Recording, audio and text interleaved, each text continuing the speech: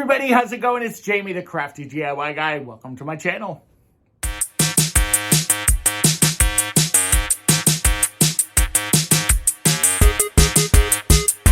Hey everybody, in today's video, I've got some very easy DIY projects for you that I'm super excited about.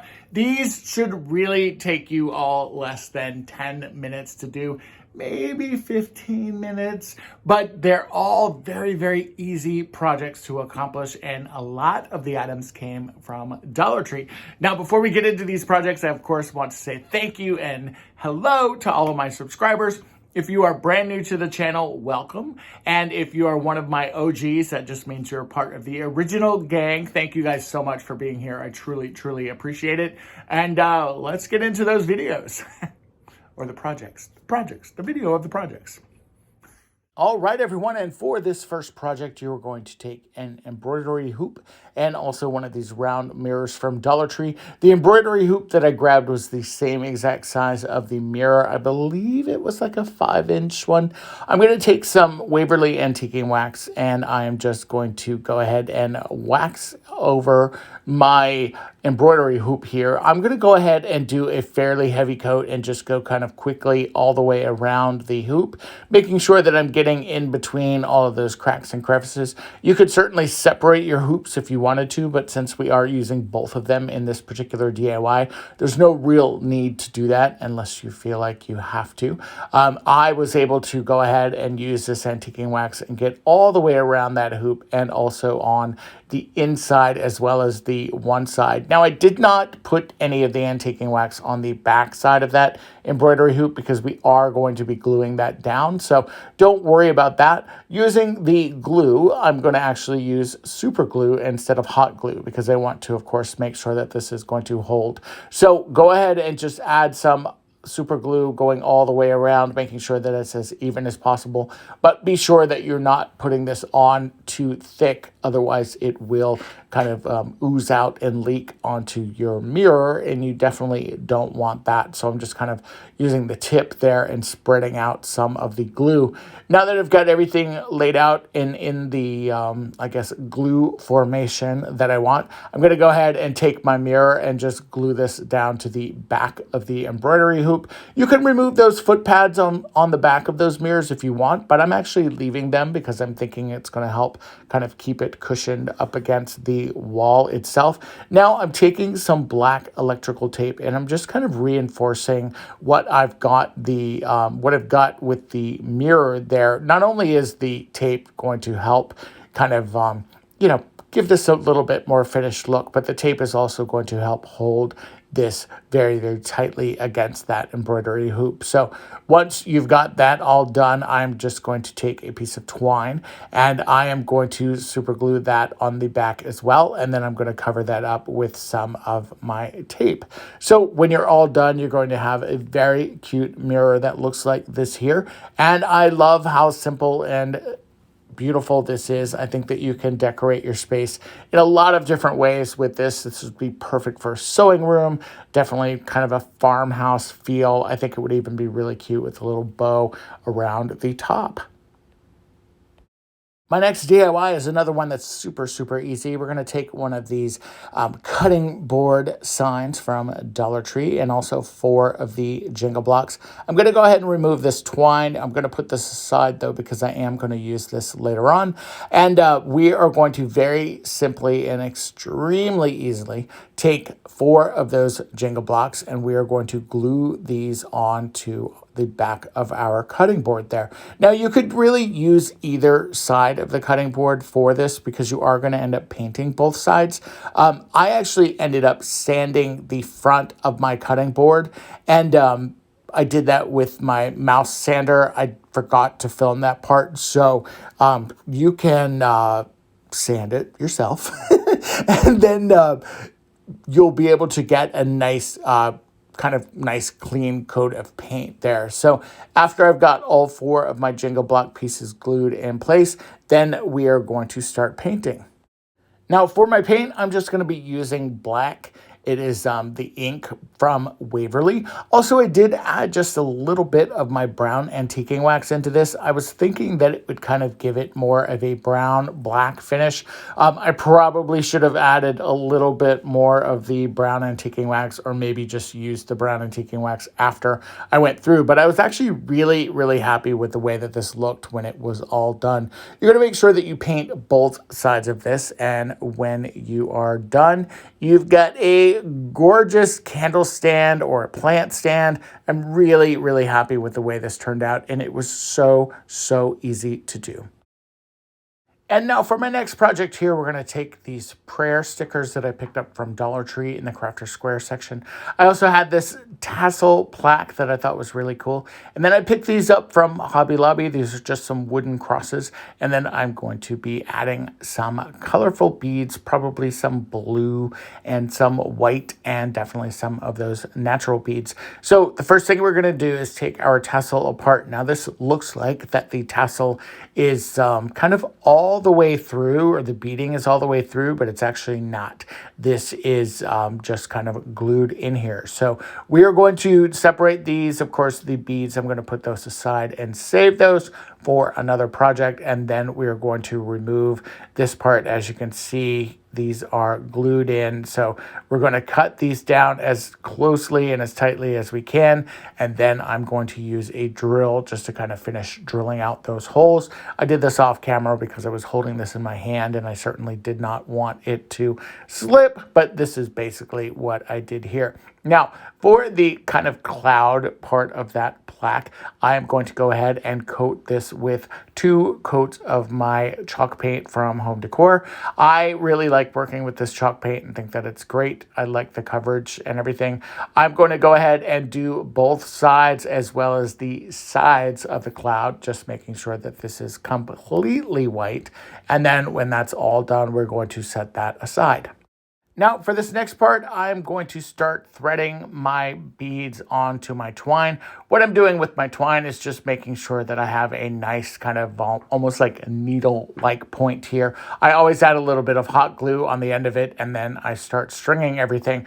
Apologies for my hands there. They are covered in chalk paint, but I am going to fix that and resolve that really quickly. So I'm just kind of digging through my beads, trying to find the right sizes here and figure out kind of what my pattern is. Obviously, you can mix this up and create your own kind of look here.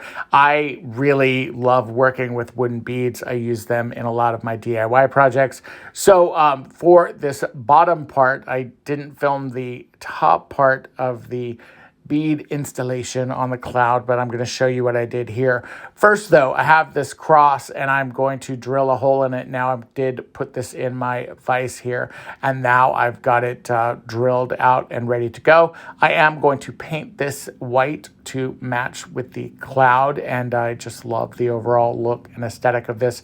Again, I'm using that same Home Decor chalk paint, and I did do a couple coats of this on both sides of the cross as well as the side. You could certainly have fun with this and paint this a lot of different ways. For my twine, I did just go ahead and kind of double over the twine and thread that through kind of like so. And now for the beaded part, I've got an extra long piece of twine there, but I'm actually not going to be using all that. You can see here kind of the color combo that I went with, and I'm going to just repeat that on the lower half of this as well. And once again, just kind of digging through my hodgepodge of beads. These are my beads that are like leftover from previous projects and other things that are kind of just the hodgepodge box. This box is sometimes fun to work with, and sometimes it's not so fun to work with because I do have to kind of search through all of these. I'm probably going to figure out a better organizational system for these. So now that I've got my color combo kind of set up, I thought that it would be really neat to actually have those beads rest on a knot before they hit the top of that cross, just to give that cross some real cool definition. So I'm going to kind of feed my knot down on where I think that it would kind of fit best. And then because of the sizes of the beads, I'm actually going to double that knot just to make sure that it is a really good size and that everything will kind of fit nicely. This was kind of something that I decided to do last minute. So for you, if you wanted to do that, then just go ahead and do that before you start threading the beads like I did. And so now that you've got your beads kind of set up, you can see really how pretty this is. And we are going to now kind of trim off some of our twine. Now, I'm doing this kind of a couple different ways, because the way that you are going to be feeding this through that hole that's in the bottom of the cloud, because remember, the hole is not all the way through that cloud. I did not have a long enough drill bit to be able to do that. And then I trimmed down the rope. Now I can make sure that it's going to fit inside of there, kind of like so. So now what I'm going to do is, again, just add some more hot glue into that hole, because remember, this is not a hole that's going all the way through. If you have a long enough drill bit, and you can do that without busting a hole in it like you saw that I did on the other side of my cloud, then by all means. And then as your glue starts to dry, it's going to kind of get a little clumpy. So I just took a wooden skewer and just kind of pushed the rest of that twine all the way through there, and made sure that it was as tight and as snug to the top of that as possible. Now, I did go ahead and just paint that one side that you may have seen where my drill bit actually did come through, and just kind of patched that up. And now we're going to take our prayer stickers. Now, these stickers are on a clear background, which actually is kind of cool. And I love the way that these are going to look. Obviously, there's a lot of different options that you can do here. And you can even trim them down a little bit if you needed to. So I want to make sure that those stickers are going to stick. And I'm going to use some Mod Podge, but I'm not going to use that brand new thing of Mod Podge, because I do have other Mod Podge. So I'm just going to take some Mod Podge and brush this on top of the clouds where the stickers are going to go. And then I'm going to add stickers on both sides of my cloud, as well as some of these embellishments, which I really liked. And when it's all done, you've got the cutest little hanging plaque. You could hang this up. You could put this on a tiered tray. I think that there's a lot of really cool and fun things that you can do with this. I also think that this would be a really cool project for Easter. For this next project, this is going to be super easy. So I had some of these stickers that were left over, and I thought that I could do something fun with this nightlight. Now, I went ahead and took this packaging off of here, or tried to wrestle the nightlight out of the packaging from Dollar Tree, because Dollar Tree packaging is always pretty strong. Now, I really loved this Bible verse of "Let your light shine," and I wanted to include this on the nightlight, but with the chapter and the verse number at the bottom there, it was a little too long, but I kind of played around with it, and then I really just wanted to have this one. So I decided to go ahead and just trim this one up a little bit. So the first thing I'm going to do is just trim it at the bottom there, and I'm going to make sure that this part fits onto the light itself. It does fit, so everything is great. And then I'm going to take the light and the Matthew stickers and just reapply those. And when it's all done, this is what it looks like during the day when it's plugged in. I love the blue light, and I love the "Let your light shine in" that is shining through so brightly on that. And at night, I really love the way this looks as well. This was a simple and very, very easy DIY. And now for this last DIY, I'm going to take this hello sign that I picked up from Dollar Tree, as well as these half round beads that I picked up on Amazon. I do have these linked in my Amazon store below, so check the description box if you want to grab some of these. I just removed that bow. It was actually really, really easy for it to come off. And now I'm going to go ahead and just remove that glue dot from there as well.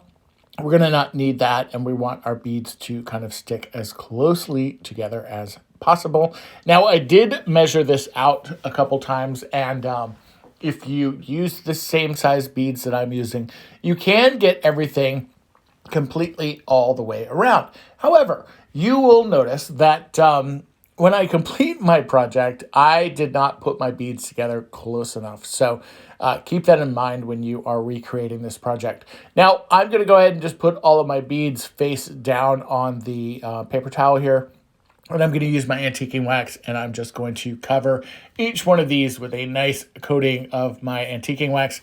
And then I'm also going to rub all of that off just to make everything as consistent as possible. The great thing I love about working with wood and the antiquing wax is how the wax really kind of gets in each of the individual wood grains individually. I love the way this looks, and I really love the texture that it creates.